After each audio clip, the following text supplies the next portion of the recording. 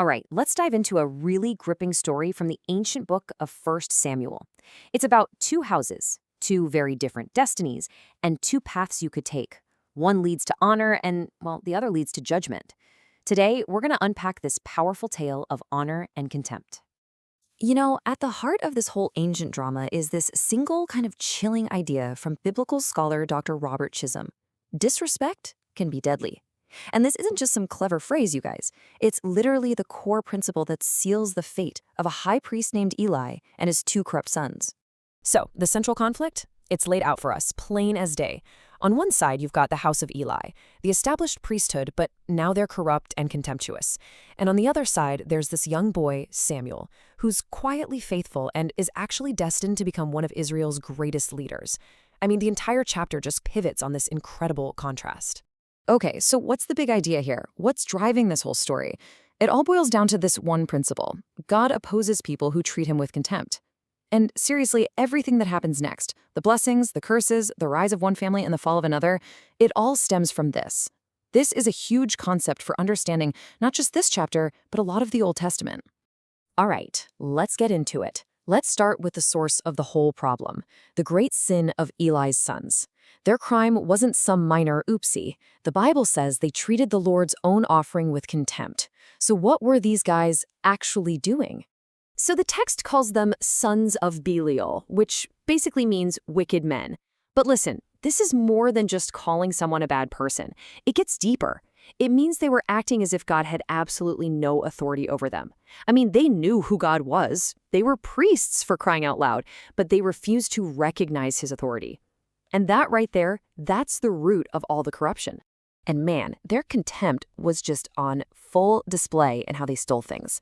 First, they'd demand the raw meat before God's portion, the fat, was even burned as an offering.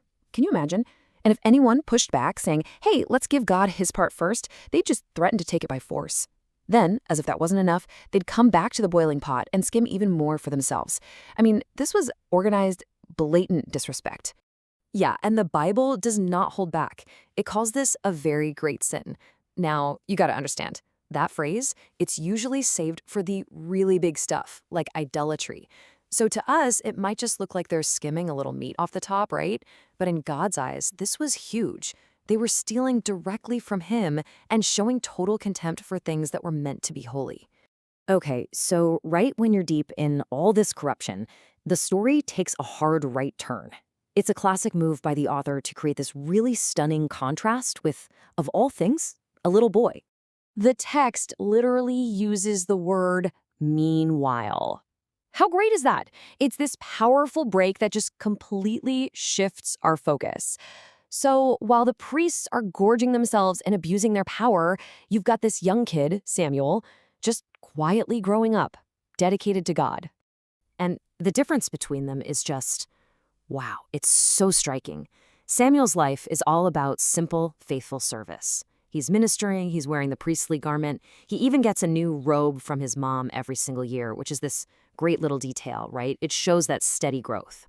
So while he's gaining favor, Eli's sons, they're just racking up judgment.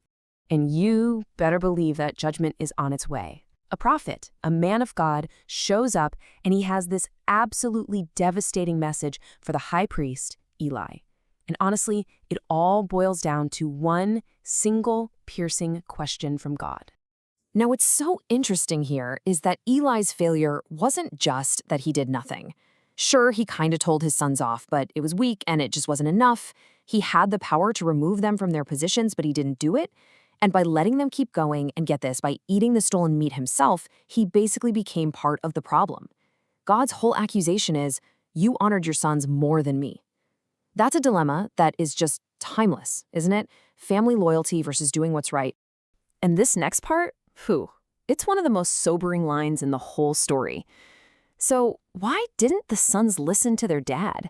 The text tells us straight up, it was because the Lord's will was to put them to death.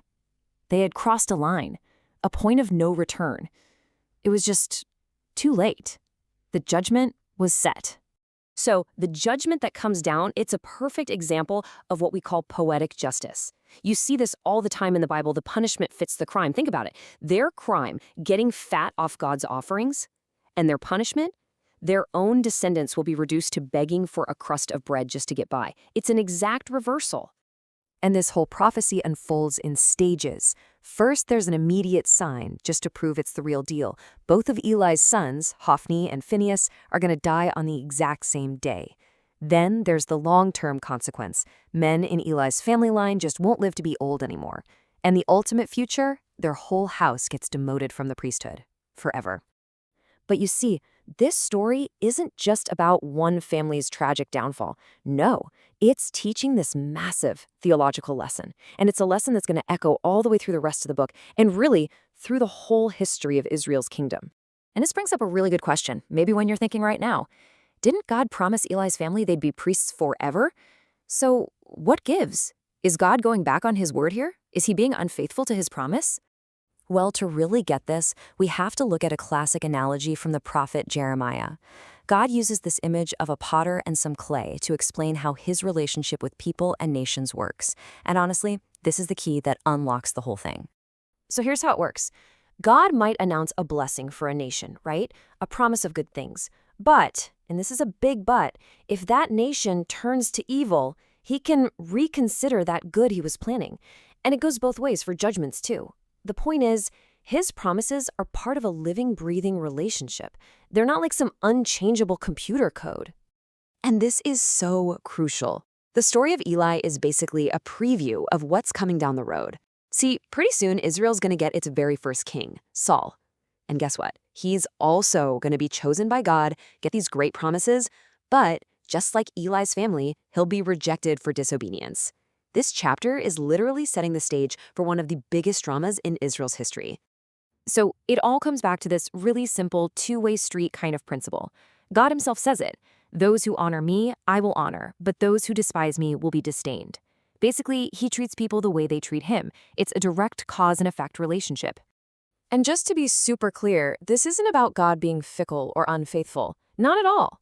It's actually a reflection of his character, which doesn't change. He's a God of justice, a God of relationship. He actually interacts with us. He responds to our choices. And yeah, he holds us accountable.